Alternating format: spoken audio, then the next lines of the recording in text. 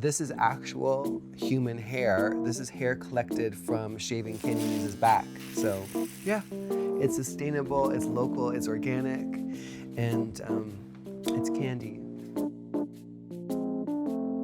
Ooh, sharp.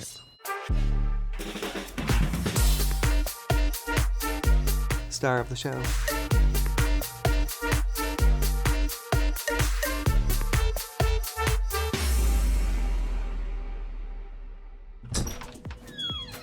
Hey everybody, it's me, Jimbo, your RuPaul's Drag Race All-Stars 8 winner, and welcome to my home in Victoria, Canada. Come on up.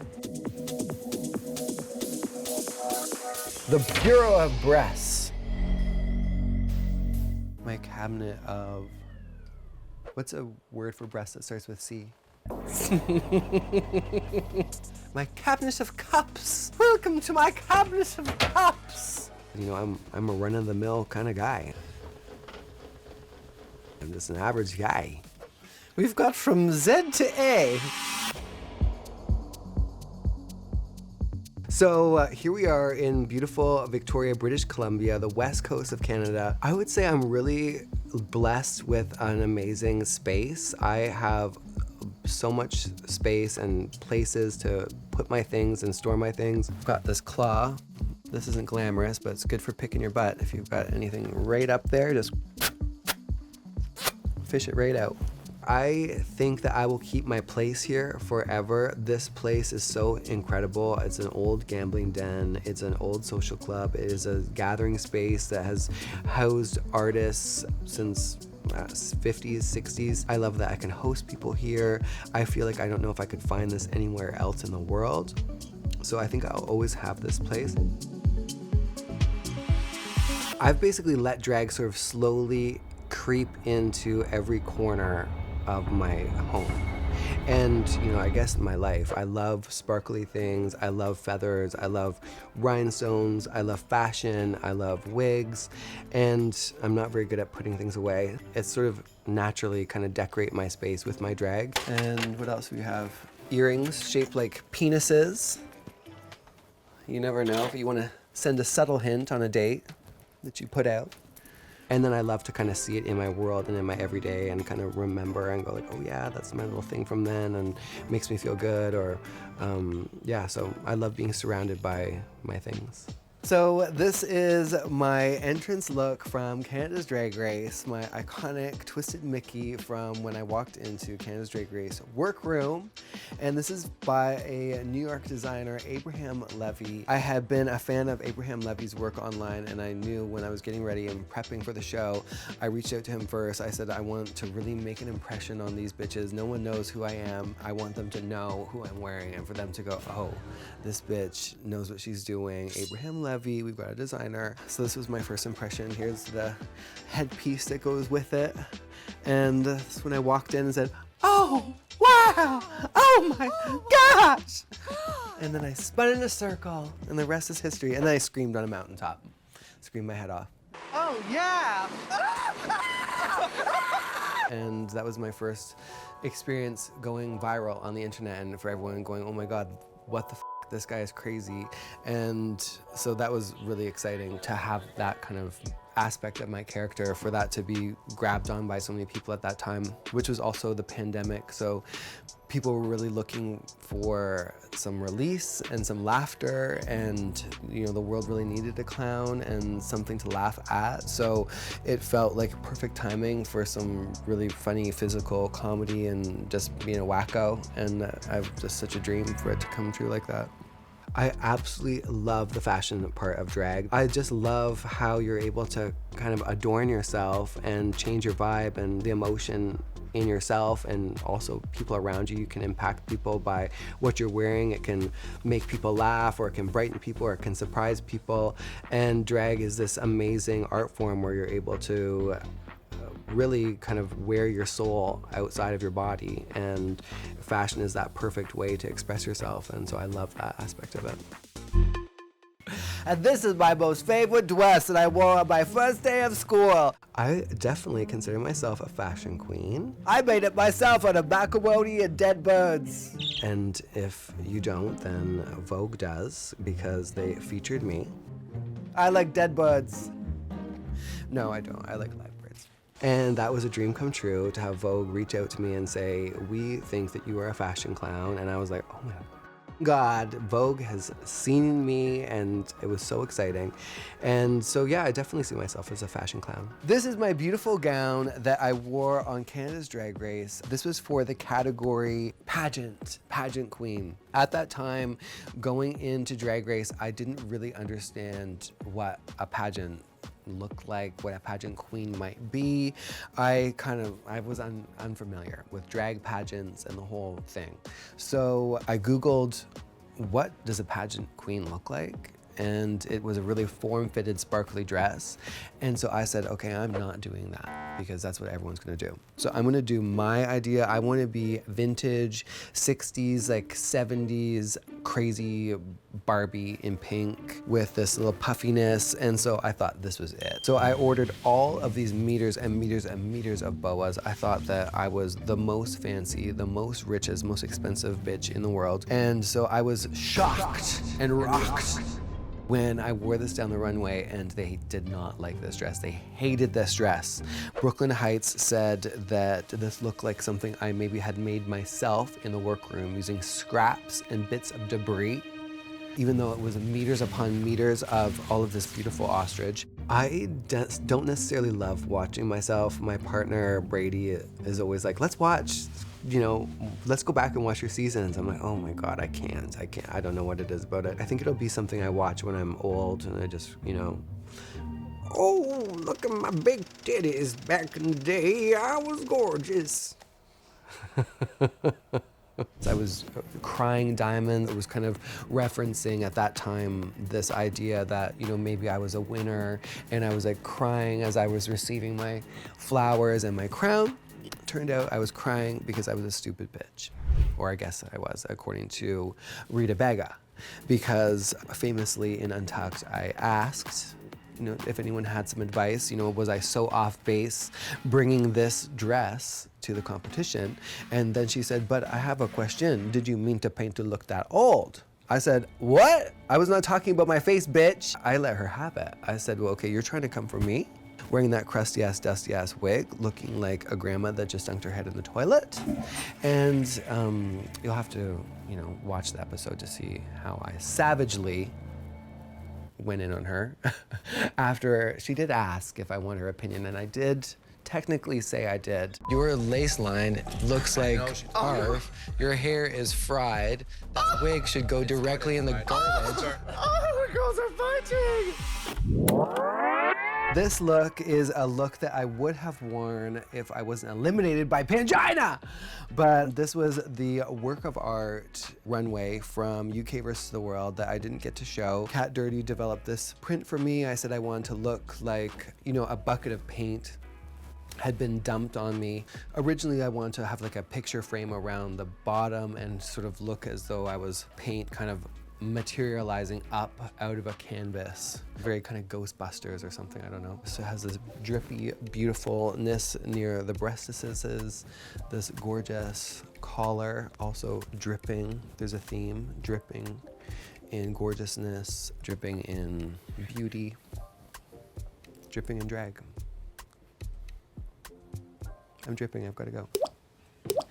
At first, watching Canada's Drag Race, I felt like Bambi a little bit. I didn't know how to walk in heels. Brooklyn Heights and the world kind of read me for being stiff. And I walked like an average guy in heels at the start.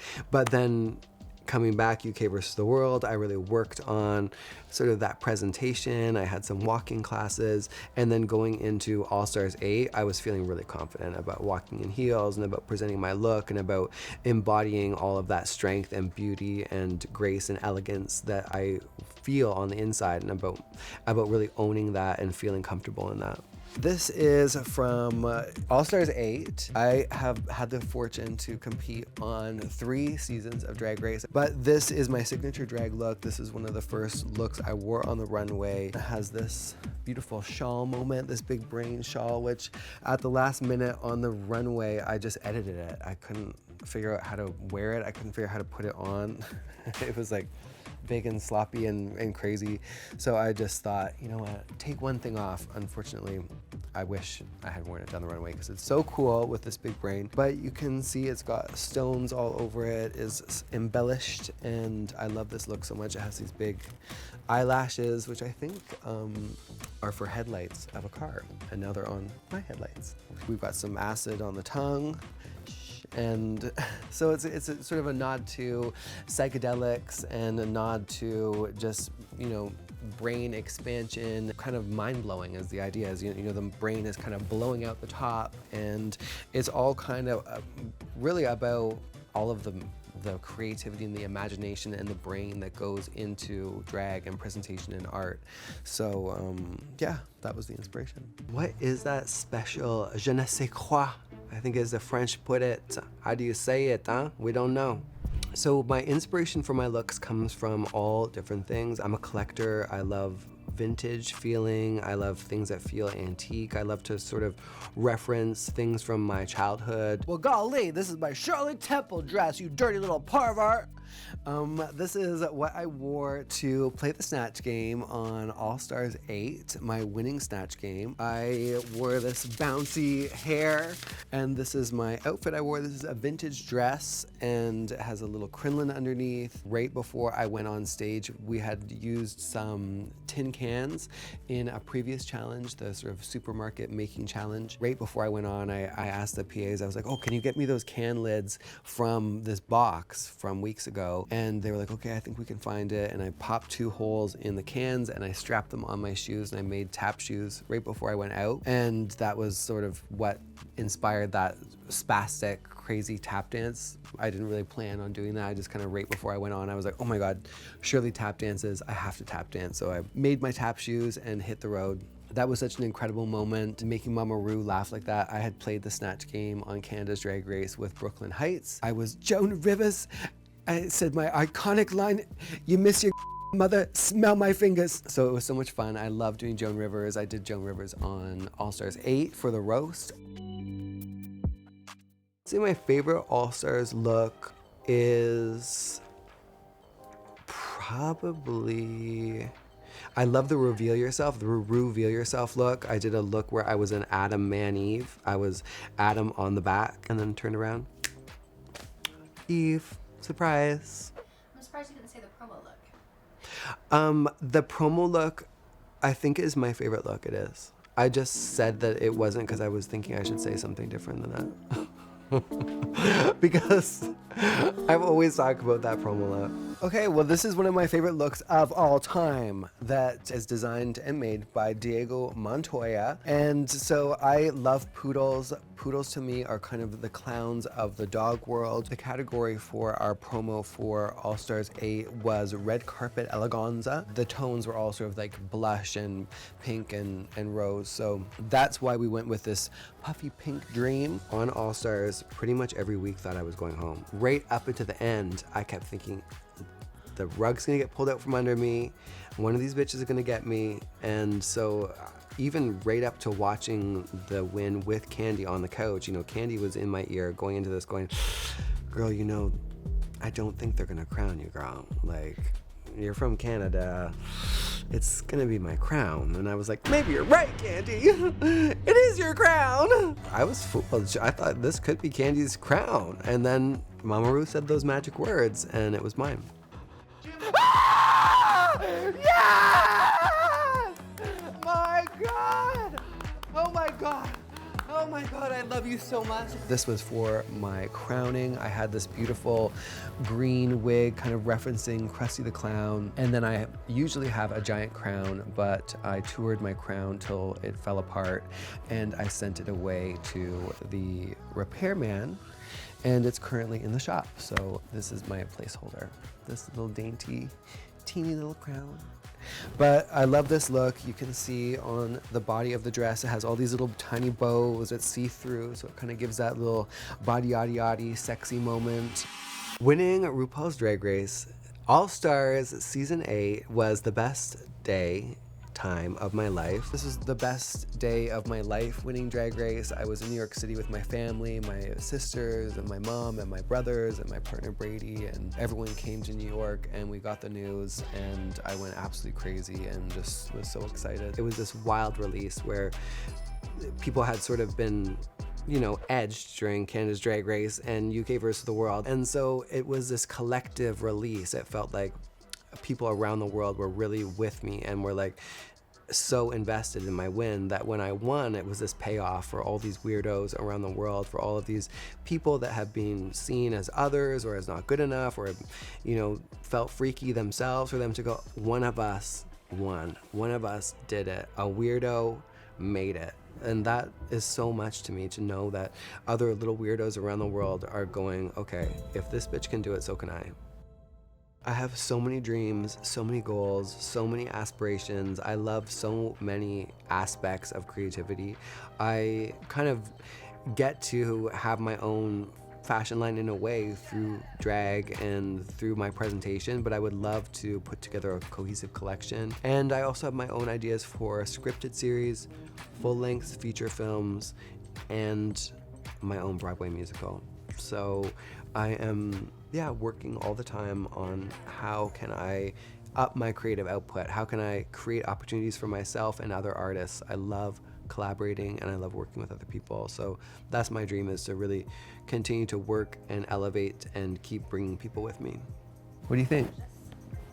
Do we look like a hot couple? All right, everybody. Well, that concludes our tour of my drag closet. Now, I've got some tits and tiaras to try on, and you got to get out of here. All right, you dirty pervert, now get out of here.